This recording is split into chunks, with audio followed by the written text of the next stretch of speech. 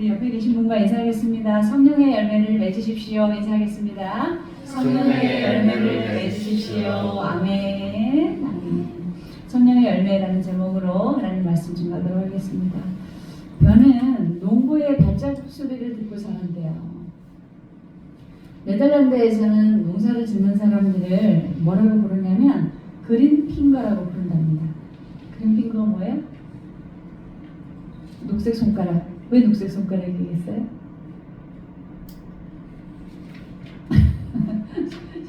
우리 시골 가는 어르신들 보면 손이 이렇게 파랗잖아요. 녹색 물들어 있고. 우리 식물을 이렇게 많이 만지니까 그린핑거라고 이렇게 별명이 있고 또 굉장히 자랑스럽게 여긴대요. 농사 짓는 일을. 아무리 민물이어도 농부의 손길이 닿으면 이렇게 열매를 맺어요. 그런데 만물의 영장이라고 부르는 우리에게도 이와 비슷한 일이 일어납니다.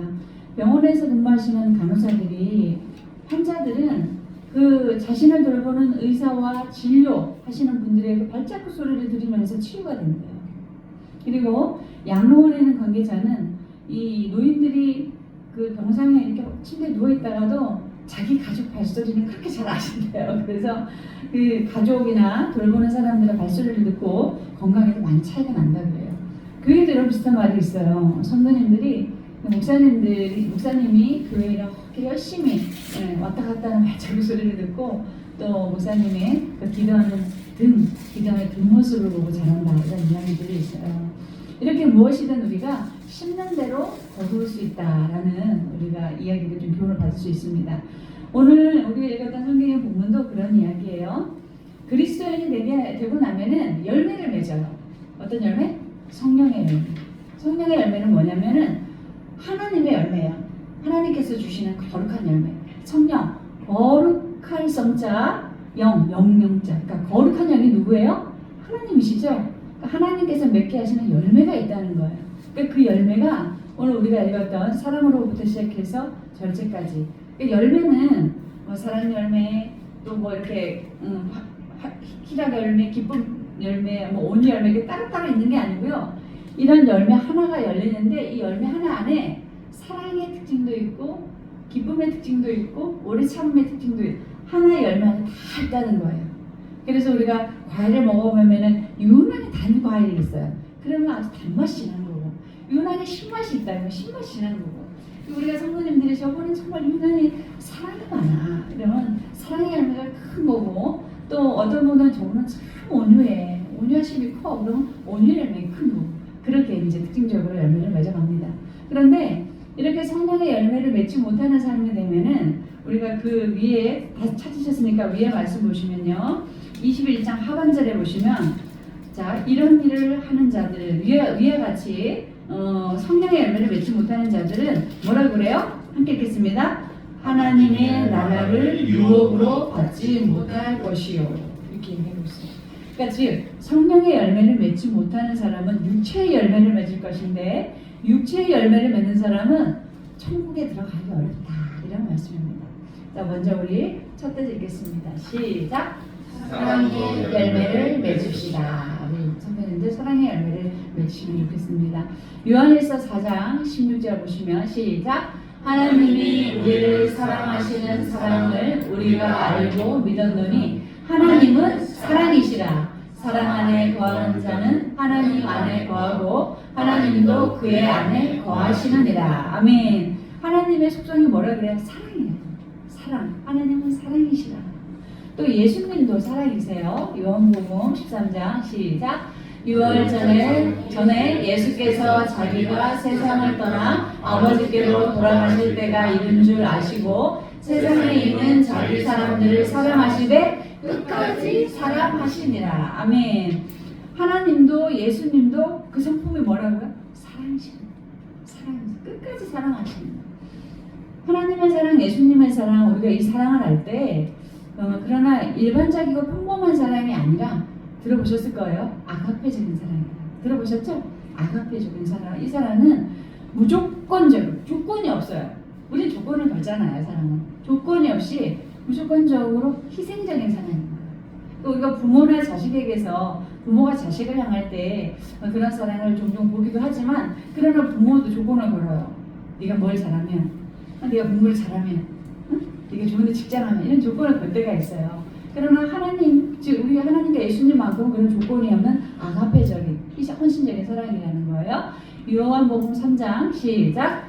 하나님이 세상을 이처럼 사랑하사 독생자를 주셨으니 이는 그를 믿는 자마다 멸망치 않고 영생을 얻게 하려 하심이라. 아멘. 그러니까 예수님께서 우리에게 이 아가페적인 사랑을 주시기 위해서 당신이 십자가에 달려 죽으셨어요. 그러니까 당신을 십자가에 달려 죽으신 당신을, 예수님을 믿는 자마다 어떻게 해요? 멸망하지 않고 영생을 얻게 한대요. 멸망하지 않는다는 게 우리는. 물론 육체는 죽어요. 그러나 우리의 영은 죽지 않고 영생, 즉 천국에 간다는 겁니다. 프로이드라는 심리학자는 사람은 원래 태어날 때부터 공격적인 성향을 가지고 있대요. 우리 아기들도 한번 생각해 볼게요. 아기들도 이제 뭐 우유 먹고 이러면서 밥 먹고 이러면서 좀 욕심이 생기잖아요. 아기들도. 그래서 막 내 거야 그러잖아요. 아기들 내 거라 그러고 안 주려고 그러고 그런 성품을 가지고 태어나요. 근데 인간의 가장 본성적인 성격이 어떤 거예요? 불안, 분노 이런 게 있어요. 그 불안과 분노가 어떤 것으로 드러나죠? 전쟁 같은 것으로 드러나요. 인간이 그렇게 악합니다. 인간은 할 수만 있다면 자신의 힘을 과시하고 사람들의 노동력을 차치하고 쿠폰 보세요. 정말 쿠폰 보니까 그런 사태가 일어나잖아요. 사람들이 죽어가는데도 그걸 이렇게 감추려고 하는 거. 그리고 할 수만 있다면 이웃의 재물을 강탈하고 고통을 주고 싶은 유혹이 우리 사람들이에요. 그래서 인간에게 순수한 사랑은 거의 불가능해요. 아가페적인 사랑은 거의 불가능합니다. 왜냐하면 성경에 보면 인간은 자기 사랑하는 게 굉장히 크대요. 자기 사랑. 우리는 종종 이기적인 사랑이라고 얘기하잖아요. 굉장히 자기 사랑하는 게 커요. 그래서 우리가 요즘 이렇게 보면 어디 뭐 심리상담센터, 무슨 정신병원 이런 거 많이 생기잖아요. 이게 사랑에 실패한 사람들 때문에 그런 것들이 많이 생기는 거예요. 자기 사랑, 우리는 본성적으로 자기 사랑을 가지고 태어난 사람들인데 이 자기 사랑에 왜 실패하느냐? 어렸을 때 사랑받지 못하면, 어렸을 때 충분한 사랑을 공급받지 못하면 사랑에 실패해서 자기를 스스로 사랑하는데 너무 집착적으로 매달려요. 자기 자신을. 그래서 우리가 저 사람이 한 사람인데 어떨 때는 뭐 다중인격자 이런 얘기 나오잖아요. 이런 얘기 하잖아요.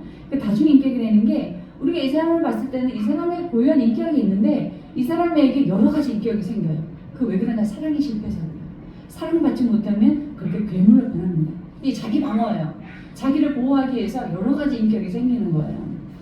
그러나 이렇게 인간을 사랑하고 사랑받는데 실패했다고 해도 우리가 하나님의 사랑을 받는 것에 성공을 하면 우리는 하나님의 사랑, 성령의 열매를 맺을 수 있어요. 그리고 성령의 열매를 맺을 뿐 아니라 자기 안으로 향했던 이 사랑이 이제 외부로 향하면서 극대화된 사랑을 막 나누기 시작해요. 그래서 많은 사람들을 사랑하고 나누어주고 막 내가 저 사람, 이 사람을 사랑하고 막 사랑하지 못하면 견디지 못하는. 왜? 하나님은 완전한 사랑이시기 때문에. 하나님이 우리를 사랑하셨듯이 우리도 타인에게 그 열매를 맺었으므로 사랑하기 위해서 그 사랑을 외부로 향하게 되어 있어요.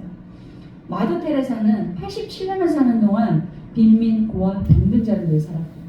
그들에게 사랑을 나눠주면서 그러면서 사랑은 사시사철 맺는 열매 이렇게 얘기했대요. 그쵸? 생각해보다 우리가 사랑을 나눠줄 수 있으면 우리가 항상 나눠줄 수 있어요. 사랑을.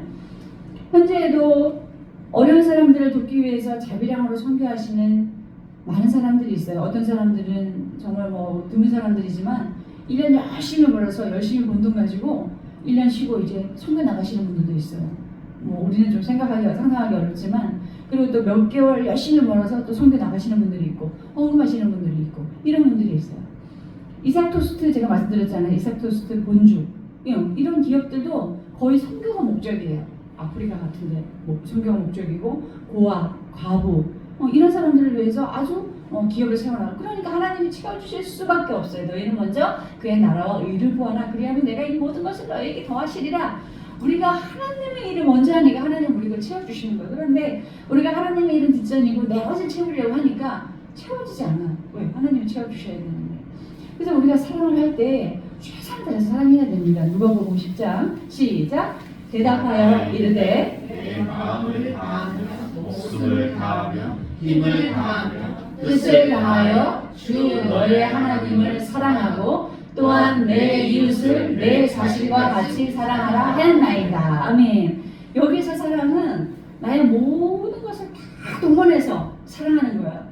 내가 하나님을 절대적으로 사랑하고 또 내 이웃을 절대적으로 사랑하고 마지막에 뭐라 그래요? 네 이웃을 네 자신같이 사랑하래요.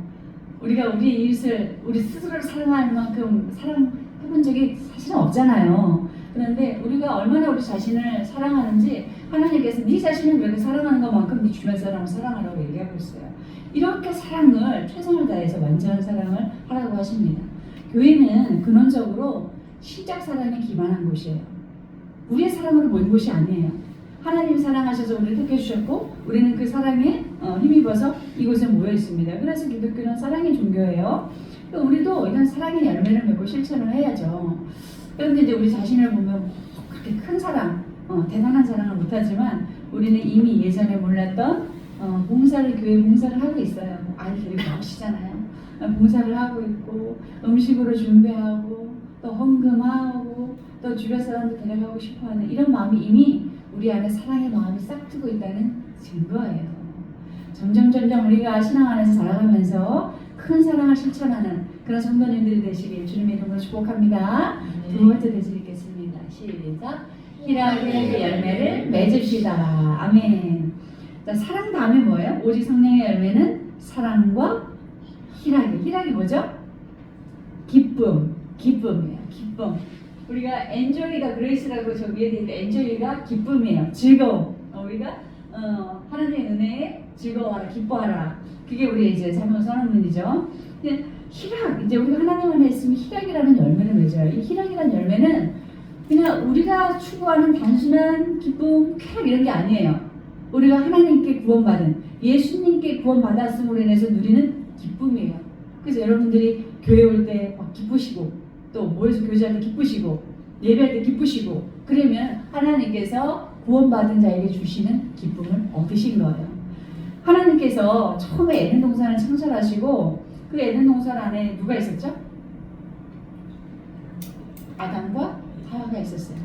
이브 그게 하와랑 이브랑 똑같은 사람인데 그게 이제 그리스 헬라어 말로는 하와고 이브고 이제 구약 성경 말씀으로는 하와 이렇게 발음의 차이예요.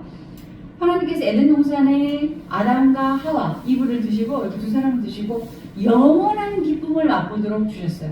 거기는 없는 게 없었어요. 하나님께 영원한 기쁨을 맛보도록 에덴 동산을 창설하셨는데 그런데 거기에 뱀이 등장하면서 죄가 등장하면서 타락하고 부패하고 동시에 기쁨도 잃어버리게 하셨어요. 하나님 주신 기쁨도 잃어버리게 하셨어요. 그래서 그 잃어버린 것으로 인해서 그냥 영원히 끝나게 하셨느냐? 그렇지 않고 우리에게 예수님을 보내주심으로 예수님을 믿음으로 인해서 우리가 그 영원한 기쁨을 회복되게 하셨다는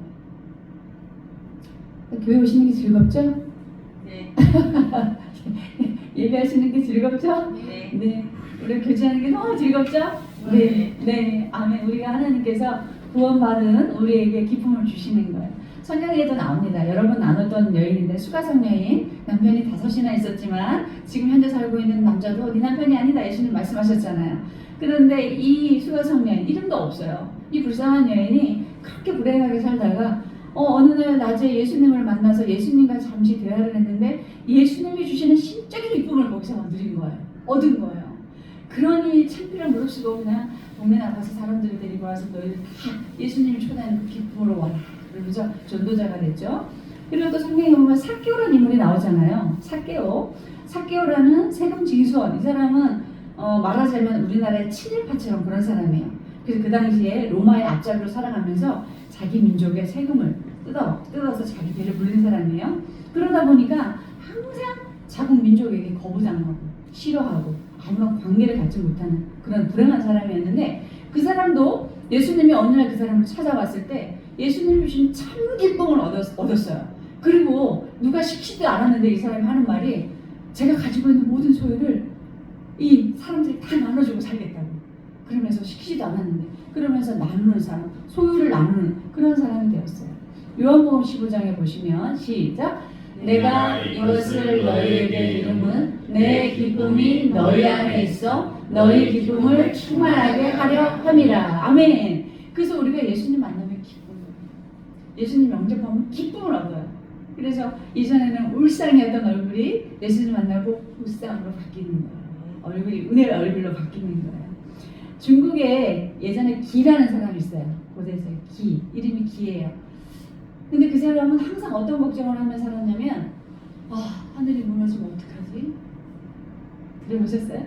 하늘이 무너지면 어떡하지? 항상 우리가 하늘이 무너지면 어떡하지 하는 그런 걱정으로 살진 않잖아요. 근데 그 사람은 하늘이 무너질 걱정으로 살았어요. 그래서 그 사람의 별명이 붙었는데 뭐죠? 기우. 우리 그건 기우에 불과해 이러잖아요. 그 기우가 이 사람에게서 유래된 이야기예요. 우리도 살아가면서 많은 일에 괴로워하고 근심하고 걱정합니다. 기뻐하지 못하는 일들이 우리의 삶에 있어서 80%예요. 전문가들이 연구를 했는데 우리 삶을 살아가는데 80%가 기뻐하지 못하는 일이래요. 그런데 연구를 해보니까 80%는 실제 일어나지도 않는 일이래요. 우리 인생에서 실제 일어나지 않는 일을 우리가 근심하는 거고, 나머지 20% 중에서 16%는 대처할 수 있는 일, 우리가 충분히 대처할 수 있고 대비할 수 있는 일, 그리고 겨우 4%에서 5%만이 발생할지 모르는 그런 어려운 일인데, 이것은 천재지변 같은 거, 재난 같은 거, 이런 거래요. 사실 우리 인생에서 천재지변 만나는 일이 그렇게 많지는 않잖아요. 그렇게 드물잖아요. 그러니까 우리가 걱정을 사서 하는 거예요. 끊임없이 사서 하는 거죠. 자녀들 걱정, 미래 걱정, 건강 걱정, 돈 걱정, 별의별 걱정 다 해요. 저도 아이들 걱정할 때가 종종 있어요. 그럼 아이들이 막 반항을 하죠. 걱정하지 말라고. 그런데 이렇게 우리 인생에 참 기뻐하지 못하는 우리 인생에 예수님께서 내가 너희에게 온 것은 내 기쁨을 너희에게 주러 오셨대요. 내가 너희에게 기쁨을 주러 오셨대요. 엊그제도 제가 호스피스 예배에 가서 세례식을 이제 했어요. 세례식 하면은 제가 보셨듯이 내가 성자와 성부와 성령의 이름으로 세례를 주노라 이렇게 이제 하잖아요. 그래서 이제 이렇게 물이 이렇게 많이 떨어지니까 장갑에 물을 좀 이렇게 떨어뜨리고 내가 성부와 성자와 세 번째 이렇게 물을 좀 짜고 이렇게 했더니 아파 죽어가시는 분이 성령의 이름으로 본인이 제가 할 거를 본인이 하시는 거예요. 그리고 보통 내가 성부와 성자와 성령의 이름으로 기억하지 못해요. 세례를 매번 받는 게 아니기 때문에 일생에 한 번이고 또 교회 안에서 세례 경험을 많이 못해요. 근데 그 죽어가는 사람이 내가 그분이 성령의 이름으로 그러는 거예요. 그래서 그 옆에 있는 분들이 박수 치고 깜짝 놀라서 막 기뻐하고 그랬어요. 이게 예수님 만나서 그래요. 예수님 만나서 자기도 모르게 입에서 그게 터져 나오는 거예요. 성경은 우리가 기뻐할 수밖에 없는 일을 얘기해요. 히브리서에 보시면 시작. 이 또 한 번이라 하심은 진동하지 아니하는 것을 영존하게 하기 위하여 진동할 것들 곧 만드신 것들이 변동될 것들을 나타내심이라. 그러므로 우리가 흔들리지 않는 나라를 받았은즉 은혜를 받자 이로 말미암아 경건함과 두려움으로 하나님을 기쁘시게 섬길지니. 자, 이 말씀이 뭐냐면 이제 하나님께서 언젠가는 이 나라를 흔들어 지키는 날이 오신다는 거야. 막 진동하는 날이 온다는 거야. 그런데 그 진동하는 날에 이 변동되어진 이런 물질들은 이런 것들은 다 없어질 거예요. 그러나 흔들리지 않는 하나님의 나라와 그리고 그 나라를 우리가 유업으로 받은 그 믿음 가지고 있는 우리는 사라지지 않는다는 거예요. 사라지지 않는다는 거예요. 그래서 우리는 흔들리지 않는 나라에 사는 흔들리지 않는 사람이라는 거예요. 그러니까 생각해 보세요. 어려움이 닥쳐서 이 모든 것들이 다 사라질 거예요. 사라지고 말 거예요. 그러나 우리가 가야 할 천국과 우리는 사라지지 않는다는 거예요. 그러니까 우리가 얼마나 기뻐요. 얼마나 감사해요. 우리가 조금이라도 폭풍이나 어떤 일본만 봐도 쓰나미가 몰려와도 거기 있는 집들이 다 무너지고 차들이 다 떠내려가잖아요. 사람들 막 죽고 그러잖아요. 그런데 하나님께서 진동하시는 그때에 우리는 흔들리지 않는 나라를 받았기 때문에 기뻐할 수밖에 없다는 거죠. 그래서 그 기쁨을 가진 사람들이 얼마나 성숙한 삶을 살아가는지 빌립보서의 시작. 나는 비천에 처할 줄도 알고 풍부에 처할 줄도 알아. 모든 일 곧 배부름과 배고픔과 풍부와 궁핍에도 처할 줄 아는 일체의 비결을 배우노라. 그러니까 기쁨, 예수님이 주시는 영원한 기쁨을 얻고 알고 그리고 또 하나님이 주시는 그 흔들리지 않는 그 영원한 나라를 내가 알고 내가 얻고 나니까 뭐라 그래요? 내가 비천에 처해도 상관없고 풍부해도 상관없고 배부름과 배고픔, 풍과 궁핍에도 나는 이것을 다 기쁨으로 이겨낼 수 있는 일체의 비결을 배웠다는 거예요. 그리고 다음 말씀 고린도서 시작. 무명한 자 같으나 유명한 자요 죽은 자 같으나 보라 우리가 살아있고 징계를 받는 자 같으나 죽임을 당하지 아니하고 근심하는 자 같으나 항상 기뻐하고 가난한 자 같으나 많은 사람을 부유하게 하고 아무것도 없는 자 같으나 모든 것을 가진 자로다. 이게 우리의 신분이에요. 이게 우리의 정체성이에요. 그러니까 우리의 상황은 유명하지도 않고 우리의 상황은 그리 잘 살지도 못하고 어떤 어려움 속에 있는 것 같고 그리고 근심도 많은 것 같고 가난한 것 같아요. 그러나 사실은 우리는 그런 사람이 아니라는 거예요. 그런 사람이 아니라는 거예요. 왜? 하나님 주신 영원한 기쁨을 얻었기 때문에. 저도 때때로 예전에 막 교회 걱정할 때가 있었어요. 개척하기 전에는 교회 개척해야 되는데 개척되면 잘 될까? 여러 가지 생각 그런 걱정을 다 하죠. 그렇게 걱정을 물고 꼬리를 물고 가면 어때? 기쁨이 사라지잖아요. 그런 걱정을 계속 했었어요. 근데 막상 교회를 개척하고 나니까 하나님께서 준비되어 주실 우리 성도님들을 보내주시고 또 재정도 딱 맡겨주시고 이렇게 여러 가지들을 주님께서 다 하시니까 이 교회를 개척하고 나서 오히려 근심과 걱정과 염려가 거의 없어요. 더 기뻐요. 하나님이 교회 하라고 하셨으니까 하나님이 뭐 교회 세워 가실 것이고 하나님께서 교회 하라고 하셨으니까 재정도 성도님들도 하나님께서 다 책임져 주실 거니까 그냥 기뻐할 일밖에 없는 거예요. 그래서 기쁨으로 살아갑니다. 우리 성도님들도 아직은 기쁨보다 근심이나 염려가 더 많을 수도 있어요. 많으실 거예요. 그런데 점점점 신앙 안에서 제가 아까도 말씀드렸잖아요. 하나님께 올인하는 삶을 살아가면 점점 기쁨의 열매를 얻어갑니다. 맺어가게 됩니다. 우리 모두가 성령 충만하셔서 기쁨의 열매를 얻게 되시길 주님의 이름으로 축복합니다. 세 번째 해드리겠습니다. 시작. 화평의 열매를 맺읍시다. 아멘. 오직 성령의 열매는 사랑 다음에 희락 다음에 화평이래요. 오늘 화평까지 보겠습니다. 그러면 샬롬 들어보셨죠? 샬롬 이렇게 히브리인들은 샬롬 이렇게 인사해요.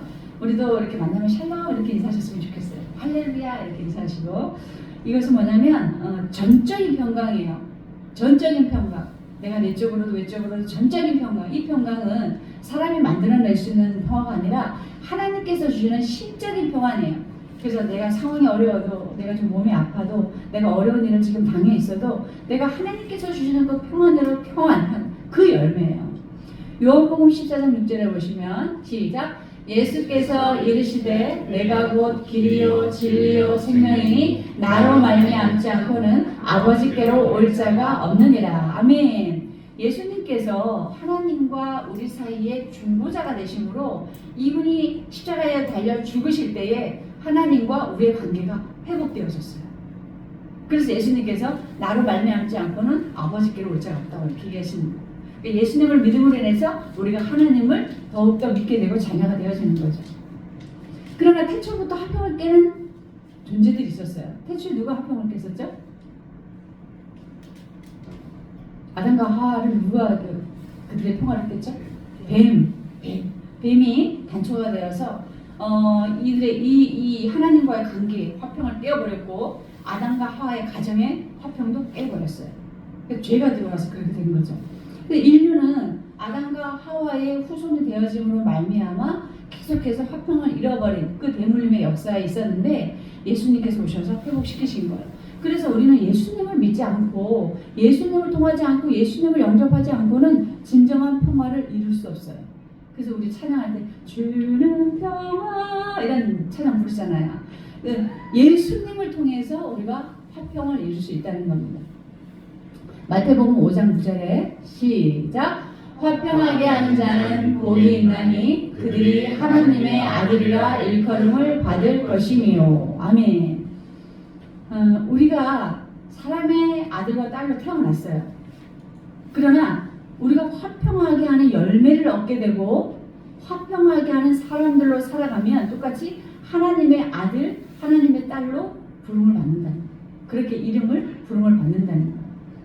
우리 자신 한번 생각해 볼게요. 화평의 열매를 맺는 사람은 그 사람이 있는 곳마다 화평이 있어요.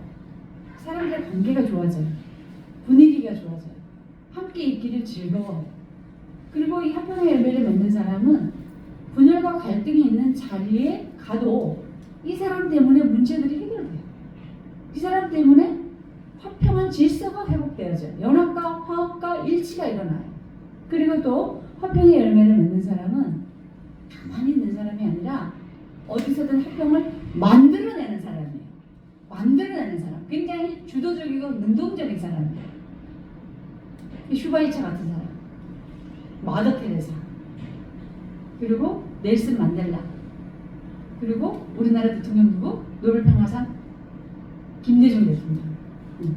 그리고 또 미국 대통령 버락 오바마. 이 사람들 노벨상. 지금 제가 불러드렸던 사람들 다 노벨 평화상을 탔다. 그러니까 이 사람들은 평화를 주도적으로 만들어낸 사람들이에요. 자국이 자신의 나라에서도 그리고 대외적인 관계에서도. 그러니 평화상을 받는 거죠. 평화에 대한 유명한 이야기가 있어요.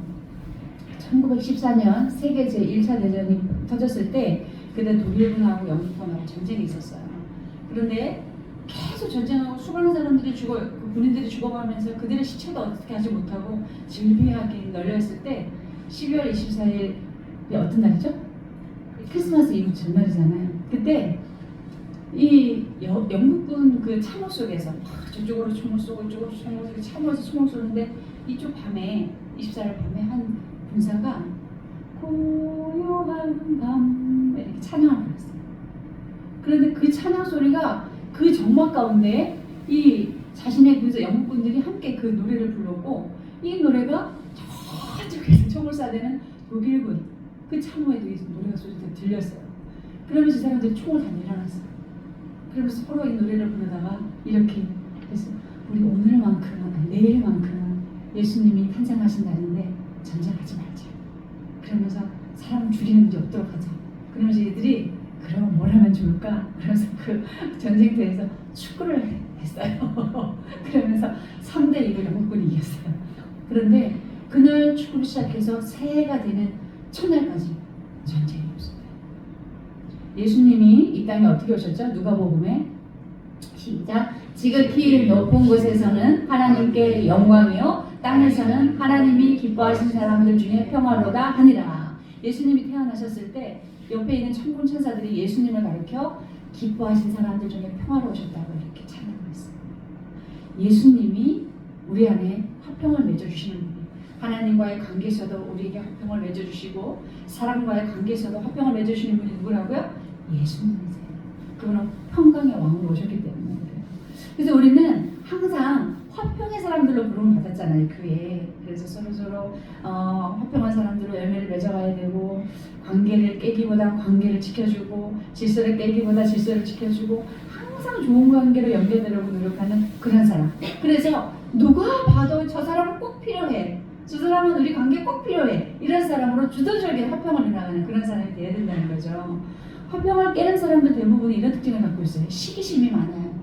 시기심이 많고 남의 말 옮기기를 좋아해요. 제가 교회를 계속 그렇게 경험을 하다 보니까 성도님들이 화평을 깨는 사람들이 그런 사람들이더라고요. 시기심 많고 말 옮기기 좋아하고 남의 흉보는 거 좋아하는 습관인 사람들. 그리고 누군가가 성공하고 잘 되면 배 아파요. 그리고 그것을 좋게 말하지 않아요. 좋은 것조차도 부정적으로 말하는 사람들. 이런 사람들은 절대로 화평을 이룰 수 없고 그 사람 근처에 사람들이 있다 없다? 없어요. 함께 하지 않으려고 해요.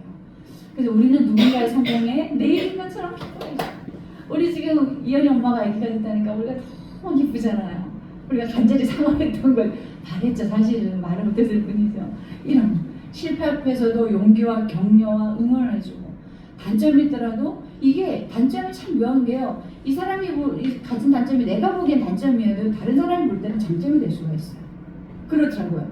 그래서 그 단점도 강점으로 부각시켜주고 또 그 격려해주고 화평을 이뤄나가는 이런 사람들이 돼야 된다는 거죠. 그래서 우리가 하나님 안에서 예수님 안에서 화평의 열매를 맺어가시기 주님의 이름으로 축복합니다. 우리 함께 기도합시다.